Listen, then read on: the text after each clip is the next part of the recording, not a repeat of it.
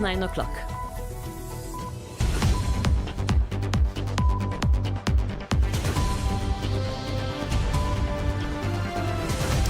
The news with Eris Stewart. Good morning, Eris. Good morning, Sophie. The headlines. Earthquake felt in Rodrigues as rare nearby seismic activity is recorded.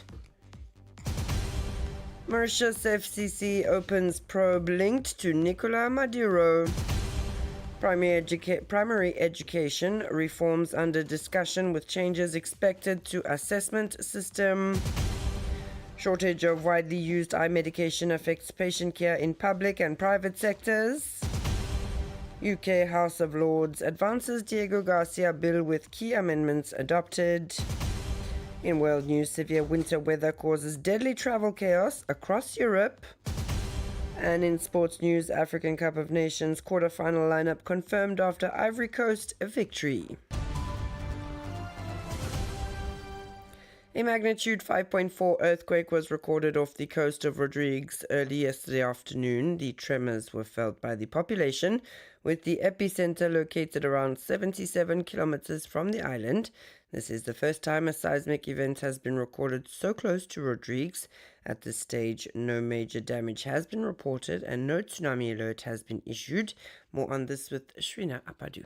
A tremor took the residents of Rodrigues by surprise this Tuesday.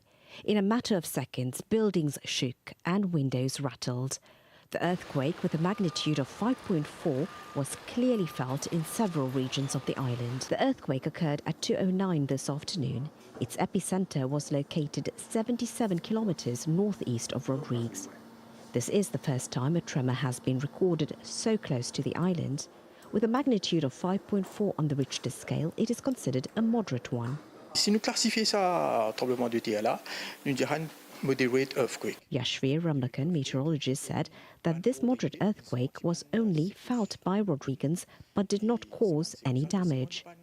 The situation was closely monitored and no additional tremors were registered. At this stage, no tsunami warning has been issued by international monitoring centres. However, the authorities are urging vigilance and continuing to keep track of the situation. Janvier underlined that there has been no signs of a tsunami. Rodrigues is located near the mid-Indian ridge where two tectonic plates join on a boundary. At that spot, it is usual to have quakes, he said. He added that earthquakes cannot be forecast but can only be observed. The Vakwa meteorological station is closely monitoring the evolving situation, relying on the latest data transmitted by international organizations, including the USGS. And staying on the subject, according to Dr. Manvendra Singh, principal research scientist and seismologist at the Mauritius Oceanography Institute, the earthquake felt in Rodrigues is explained by the unusually close proximity of its epicenter, estimated between 75 and 85 kilometers from the island. Under normal circumstances, earthquakes affecting the region typically occur more than 300 kilometers away from Rodrigues. Let's take a listen to his insight. Usually the earthquake happens a bit at Central Indian Ridge part, which is a bit far from Rodrigues. Is that it was very close to Rodrigues, which is around 75 to 85 kilometers away from the main island of Rodrigues. So that's why people have felt it. Usually it was not happening previously, but this time with this magnitude. We should be doing some simulation exercise in the current situation, and maybe few more seismometers can be deployed over there to see the phenomena if it is a recurring one. In the wake of the arrest of Nicolas Maduro, the Financial Crimes Commission in Mauritius has made public an investigation concerning the ousted Venezuelan president. Nicolas Maduro is believed to be the ultimate beneficiary of 3.5 million euros held in the account of a Venezuelan management company at a Mauritian commercial bank. The FCC has obtained an attachment order from the Supreme Court on the said bank account. The funds are suspected to originate from the misappropriation of money from Venezuela's state-owned oil company, PDVSA. The FCC is receiving assistance from the FBI in this investigation. More on this with Shrina Apadu. The Financial Crimes Commission obtained an attachment order from the Supreme Court several months ago to freeze €3.5 million in the bank account of Worldwide Wealth Management PCC. This company, which was incorporated in one of the offices of this building on Edith Cavell Street, belonged to a Venezuelan who is believed to be a frontman for the ousted president of Venezuela, Nicolas Maduro. In 2021, the Financial Services Commission had already issued a notice to suspend the company's license in Mauritius due to breaches of compliance and anti-money laundering obligations. According to the Financial Crimes Commission, the company was allegedly used to funnel funds from massive embezzlements of the state-owned oil company PDVSA Venezuela State Oil Company, which was nationalized by the Venezuelan government. PDVSA is the world's fifth biggest oil exporter. This case is part of a large-scale corruption scheme estimated at nearly $1.2 billion and allegedly involves individuals close to the Nicolas Maduro regime. To shed light on this illegal transfer of funds to Mauritius to the detriment of the Venezuelan oil company PDVSA, the Financial Crimes FCC is receiving assistance from the Federal Bureau of Investigation FBI. FBI investigators may travel to Mauritius in the coming days. The FCC has already initiated a mutual legal assistance procedure with Venezuela and the United States in connection with this case. And moving to education, primary education could see several changes this year. One confirmed decision concerns the removal of modular assessments in science and history geography. Grade 6 pupils who had already begun these assessments last year completed them this year.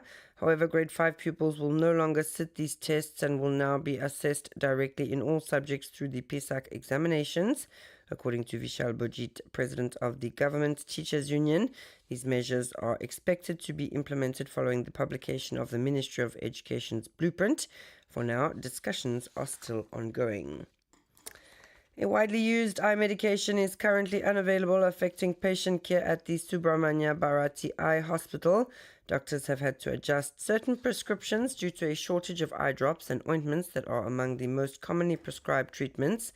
Authorities explain that the situation is linked to a global shortage of key raw ingredients. In addition, some pharmaceutical manufacturers are prioritizing larger markets, making smaller countries more vulnerable to supply disruptions. The shortage also extends to private pharmacies, further complicating access to treatment. Health officials, however, reassure that alternative medications are available, although their use requires specific precautions.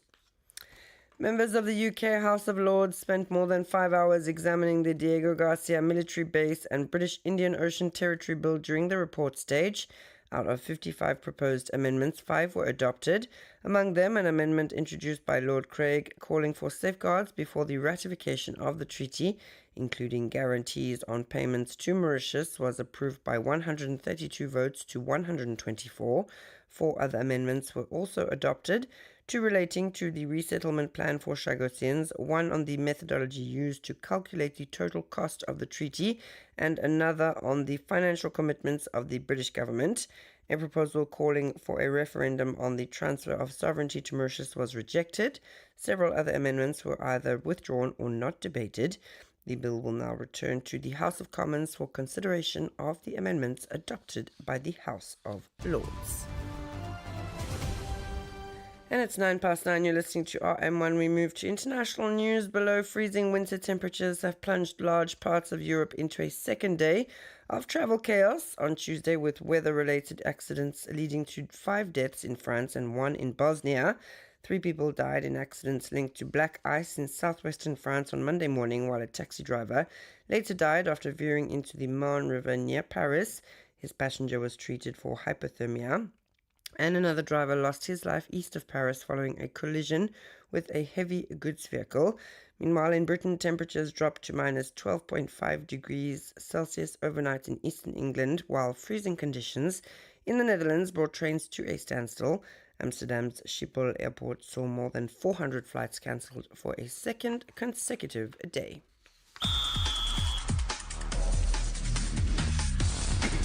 And finally, in sports, in African football, the Africa Cup of Nations has now reached the quarterfinal stage with all fixtures confirmed. The final 2 round of 16 matches delivered their verdict yesterday as Ivory Coast comfortably defeated Burkina Faso 3-0. In fine form throughout the tournament, Diallo opened the scoring in the 20th minute and later provided an assist for Jan Diamande's goal in the 32nd minute. That's all from me this morning. Thanks so much for listening. Stay tuned now to the Intimate playlist until 10 a.m.